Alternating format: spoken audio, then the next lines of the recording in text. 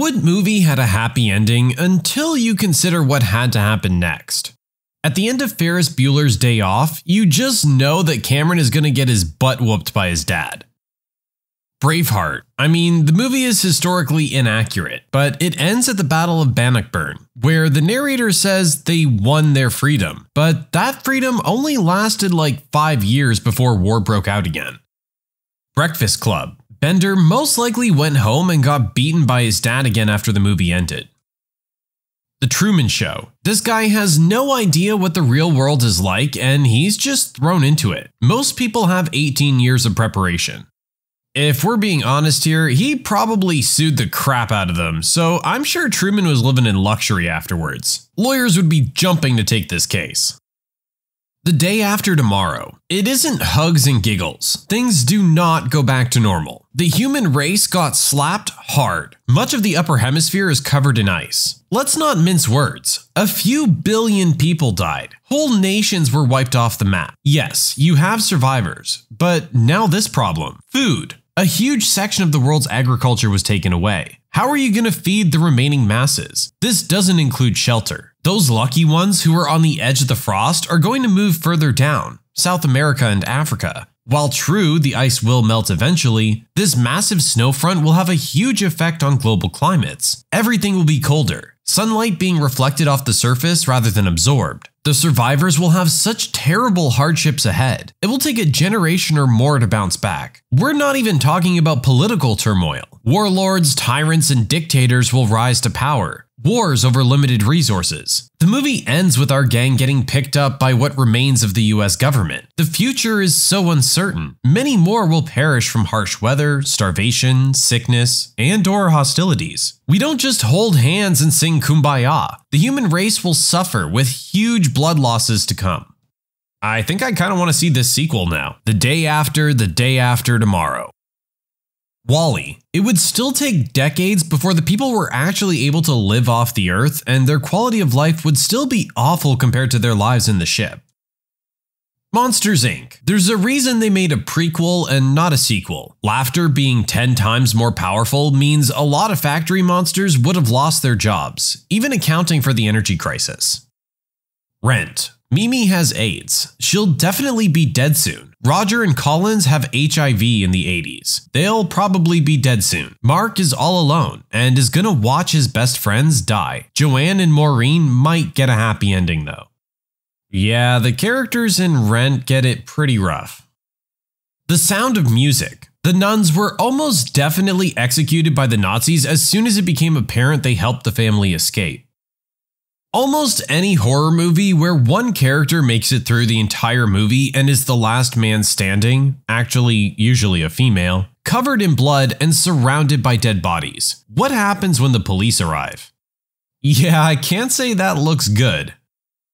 Whiplash. Outwardly, it seems like a happy ending. Andrew proves Fletcher wrong and showcases his abilities as a musician. However, that's exactly what Fletcher wanted, and proved that his abusive teaching style works. All Fletcher wanted was his Charlie Parker. That's why he was so angry when his former student died. He thought he was going to fill that role. When Andrew begins his solo, at first Fletcher is clearly mad and confused. But as Andrew continues, Fletcher guides him, and the movie ends with them sharing eye contact before finishing the song. With this, Andrew becomes his Charlie Parker, something Fletcher can put on a pedestal and say, I created that talent. You also have to consider what happens to Andrew after this. He goes right back into the abuse he suffered from under Fletcher, and loses all the love and enjoyment that he has for jazz music. In my opinion, I see Andrew having a similar fate with either the real Charlie Parker, a heroin addict who died of overdose at 34, or Fletcher's former student who took their own life.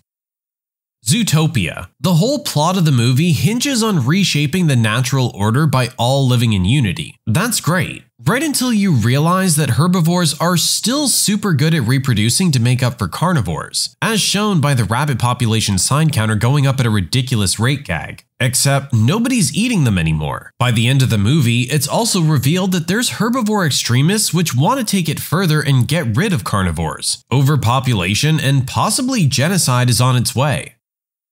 Kate and Leopold. Kate finds out that she can't vote or own property anymore now that she's living in the past. Also, she has to live with the knowledge that she porked her own grandson. The Avengers. Everyone's sitting around having coffee and they're still pulling bodies out of the rubble. Back to the Future. Marty is now essentially living with a family of strangers. It's not going to take them long to realize he has no knowledge of any conversation they've ever had or anything they've ever done together. Also, let's just keep that guy who tried to assault your mom around so we can wash our car. And why does our son seem to look exactly like that guy from high school? Finding Nemo. How do the fish get out of those plastic bags? They're probably dead. One of them even says, "Now what?" Eternal Sunshine of the Spotless Mind. It seems as though they were meant for each other because even with no memory of each other, they still find each other and fall in love. As the movie foreshadows with repeating or glitching the last shot of the film, they're doomed to a cycle of meeting, falling in love, breaking up, heartbreak, erasing their memories about each other, and repeat. This one is heavily implied by the movie, but yes, you do need to kind of play past the movie in your head to really get the full impact of the ending.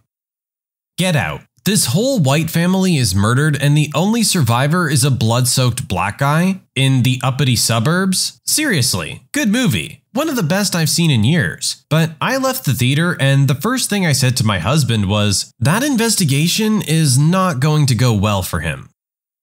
Donnie Darko. Clearly, there are multiple people in that universe who have succumbed to an unfortunate fate they have no control over in order to save the world. The Road to El Dorado. There's a decent chance that Miguel and Tulio carried germs to the city that the natives have no immunity against. And there's an extremely high chance that Shell will pick something up if they take her back to Europe, or to any of the other colonies. The Never-Ending Story. Read the title. It's gonna come back around again, and worse, on an infinite loop, long after you switched that VHS tape out and went to bed. That gut-wrenching scene with the horse near the start, doomed to repeat. Beauty and the Beast. They had to start their life together without any furniture in that entire castle. Not having any furniture isn't that big of a deal. Considering all the servants were turned into furniture, I think the West Wing being full of shredded corpses is a bigger problem. Dirty Dancing. It ends on a happy note, but we all know they're not able to be together after the family leaves. My girlfriend in high school loved that movie, and every time she made me watch it, at the very end I always said, and they never saw each other again. The one that annoys me the most, even if I really enjoyed the movie, is Kingsman. The villain succeeded. Imagine living in a world where electronics can cause rage-inducing feelings. People would be abandoning technology in a world that isn't prepared for that. I mean, sure, people can romanticize living in the Wild West or hunter-gatherer, but there's a reason why people weren't considered adults until 13-ish. They didn't know how to succeed in that life until 10 years or so of training. Now you're dumping the entire Western technocrat society into such a state. They can't survive. On top of this, if Sam Jackson's penetration into various world leaders is as ubiquitous as it seemed, that also means that there was no one left to take command of the chaos. He didn't target just politicians, but performers and celebrities too. With people jokingly saying how The Rock should run for office and how people praise Schwarzenegger's reign as congressman, it's obvious that charismatic celebrities can use that to obtain positions of power. Except they're all dead.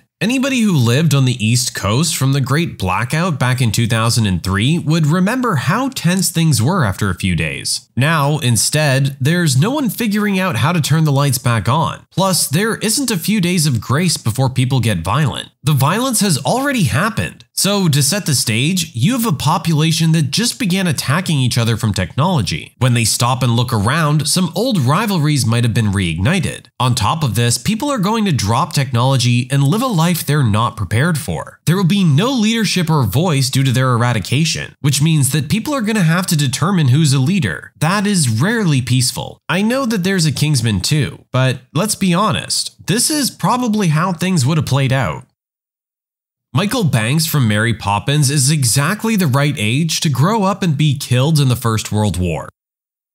Passengers. Even if you ignore the Stockholm-driven relationship, the couple spent decades filling the spaceship with plants. Plants. As the roots of those trees grow, there's a massive risk of them rupturing vital supply lines, or even worse, making a hole that leads out into the vacuum of space. Plant roots will push through concrete. That spaceship is beyond screwed. If humidity in the air was increased, there's also a huge amount of rusting that could happen. And that's ignoring that the couple spent decades eating the food supplies. The food supplies were supposed to be enough for a few thousand people for a few months. 2 people eating into that for decades, plus everything that got wasted during the film, means that inventory is massively depleted. Basically, if you woke up on that ship, there's a really good chance you'd die, either of starvation or the ship degrading because of all that plant life. The 2 main characters put 5,000 lives in serious jeopardy.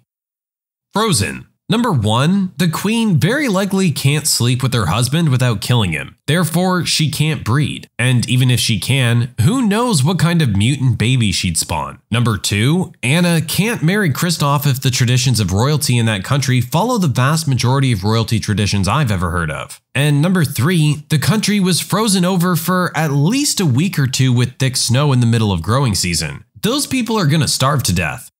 I won't lie, I never thought about the food situation in Frozen. You're probably right there.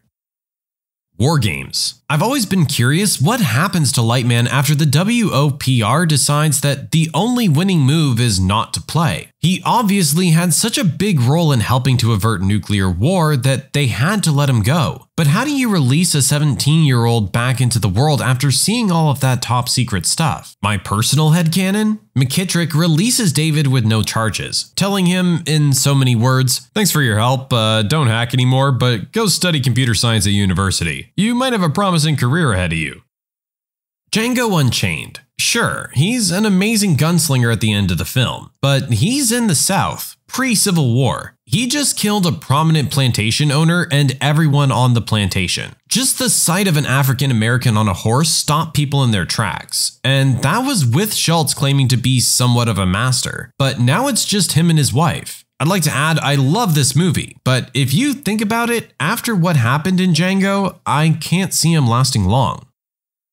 Trainspotting. Even though Mark is totally supposed to be an anti-hero, you find yourself rooting for him throughout the film. After he screws the other guys over and is literally running away from all his problems, declaring that he's going to change his life for the better, you think just for a second that he was being honest, until you realize that he's a heroin addict with a duffel bag full of cash. Logan. Even though the kids get away, Laura will eventually be like her dad, the Wolverine, with her body and healing factor weakening as she gets older due to the adamantium in her. Cue a whole bunch of arguments in the comments under this post right now. Risky Business kind of sets Tom Cruise's character up for terrible decisions because he gets away with everything. Alien Resurrection. The size of that explosion as the spaceship hits Earth indicates major atmospheric turmoil, dust being whirled up, etc., akin to a nuclear winter. Goodbye crops worldwide. The Graduate. I thought it was a happy ending until my history teacher explained what their expressions on the bus at the end meant. Those two are basically screwed. No job, no car, no money, no family. Jurassic World. Frustrated me that the main characters literally walked off into the sunset. No, don't turn this into a happy ending. Hundreds of people died. And can you imagine the lawsuit that's gonna happen? My personal opinion, none of the Jurassic Park movies are worth watching after the first one. In Kill Bill, Beatrix kills him, but probably has a ton of assassins who are constantly trying to kill her now. And now she has a daughter. Things will just get more complicated. For this one, there's also the much-loved fan theory that the little girl from the first one will come back and try to kill Beatrix eventually. I kind of like that idea for a sequel, if they ever decide to do one. Elysium. Nice. Make people live longer in an already dangerously overpopulated world. Can't wait for the food shortages, power shortages, water shortages, and so on. Yeah, I don't know if they really thought that one through. Transcendence. Will uploads the virus to save Max. This instantly bricks the world's computers and deletes the internet. There's definitely going to be major implications because of this. Ghost. Patrick Swayze happily goes off to ghost heaven, having just sentenced Demi Moore to a life of solitude and celibacy because she knows he's waiting for her. Gravity. For a start, she's stuck miles from anywhere, weak, no map, shoes, food, or drinkable water. And even if the capsule is sending out an alert, there's no reason to assume it would be picked up, as there's no satellites to get the signal. Plus, the Chinese, whose Soyuz it was, would probably assume it was empty, because for some reason there was nobody on their space station. A lot of Ewoks died due to the raining debris from a recently obliterated Death Star shortly after the end of Return of the Jedi. It seemed like Jesse got a happy ending at the end of Breaking Bad, until you think about how his fingerprints are definitely all over that meth lab. Did Jesse get a happy ending? I don't know, dude had it pretty rough. The Island. You just released a couple thousand burdens to the state, crippled an enormous company, destabilized the economy, and put thousands of people out of work. Not to mention the unfathomable legal complications of having a couple thousand clones running around. Whenever I watch this movie, I definitely have that same thought, that there's definitely gonna be some problems now that a bunch of rich and famous people's clones are running around the world. Harry Potter. Okay, so Voldy's dead, but now you have a world which is split down the middle and in a huge mess. People died over the year and in the Battle of Hogwarts. The Ministry would be so ruined from the year of management, and employees would be turning on one another. The wizarding world of Britain would need to rebuild from the ground up. Everything and everyone will be seeking recompense, and Harry would have a horrid time of it. He's the savior, and people will want to meet him, to thank him, to sob sad stories, and the families of the Death Eaters will either want to kill him or try to ask him to help their family members. Yeah, it would definitely be a bumpy road for the Ministry of Magic for quite a while after all the events that took place. Case 39. The monster is dead, but Emily's life is ruined. Her friends are dead. All potential witnesses are dead. Her friends and colleagues are gonna sue the pants off her and put her in jail because she killed an innocent girl who had already been through so much. Her career is as dead as the monster. There's nothing she can do to convince the society at large now, even though she saved them all. American Beauty always unsettled me because Kevin Spacey finally finds peace, but his daughter and her boyfriend next door are going to prison for his murder. Hitch. The dude lost his entire business and everyone is questioning their relationships. I'm not sure what he's gonna do with no work. The girl is a reporter who almost lost her job. I don't think she can take over payments for his place. Hey, Hitch is a pretty smooth guy. I'm sure he'll find some work somewhere. The Matrix Revolutions. The Oracle admits that the peace brought with Neo's sacrifice is only temporary. It was a crappy ending to begin with, though.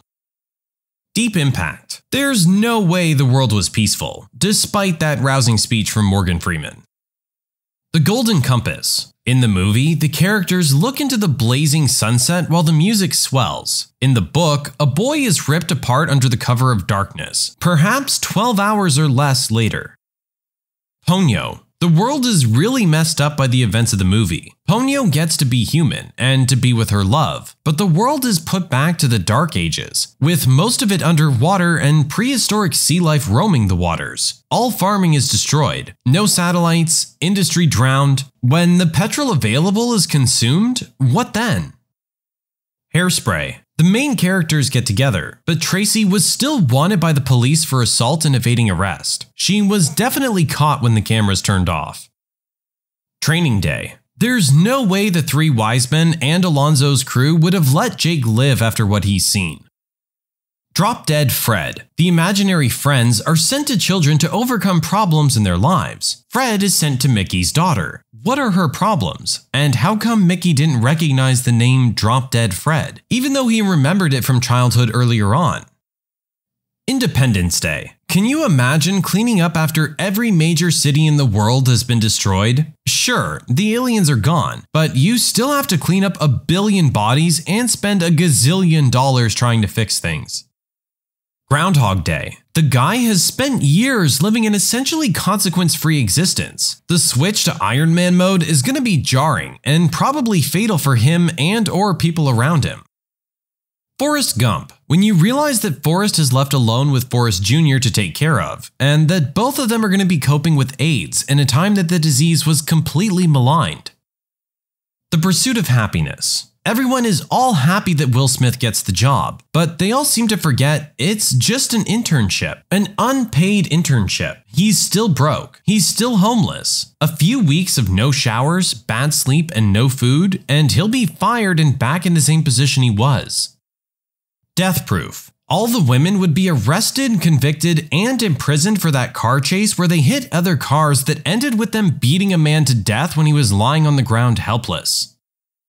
Stepbrothers. The guys start to grow up and turn into exactly what they despised before, adult wage slaves. Running the karaoke business starts to get boring, so Brennan turns to drugs. As a result, his psychiatrist girlfriend leaves him, and he falls further into the throes of addiction. Dale is devastated when his father, Robert, passes away. The hijinks are over, and reality sets in for the brothers. They eventually fall out of touch with each other. Chris Kardashian continues to cyberbully them to their respective graves. Wow, you really brought a dark twist to a comedy movie there. When you subscribe, make sure to hit the bell to turn on notifications. Put the playlist on in the background to finish listening to all the stories, linked at the top of the description. And if you like Am I the Genius, give Am I the Jerk a shot, linked in the description as well. Either way, thanks a lot for watching, and we'll see you guys next time.